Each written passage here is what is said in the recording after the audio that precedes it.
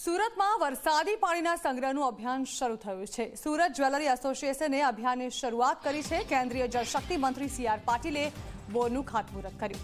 પાલ ગૌરવ પથ ખાતે બનાવવામાં આવ્યું છે આ બોર્ડ। કેન્દ્રીય મંત્રી સીઆર પાટીલે જળશક્તિ મંત્રી પદ સંભાળ્યા બાદ દેશભરમાં વરસાદી પાણીને ભૂગર્ભમાં ઉતારવાનું કામ જોરમાં ચાલી રહ્યું છે।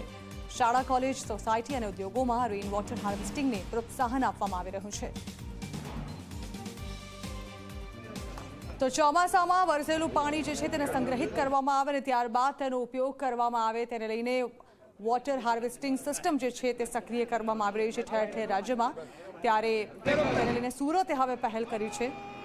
આજે બોર્ડનું ખાતમુહૂર્ત પણ કરવામાં આવ્યું।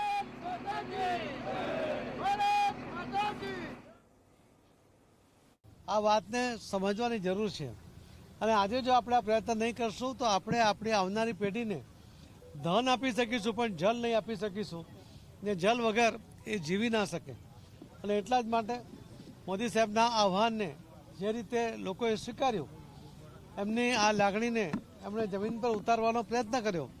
એમાં અલગ અલગ સંસ્થાઓ દ્વારા, વ્યક્તિઓ દ્વારા, એનજીઓ દ્વારા, CSR ફંડમાંથી, અધિકારીઓ દ્વારા જે રીતે કામ ચાલુ થયું એમાં 4 મહિનાની અંદર 5.4 લાખ એટલે લગભગ 5,40,000 જેટલા આવા રેન વોટર હાર્વેસ્ટિંગ માટેના અલગ અલગ સ્ટ્રક્ચર બનાવવામાં આવ્યા છે।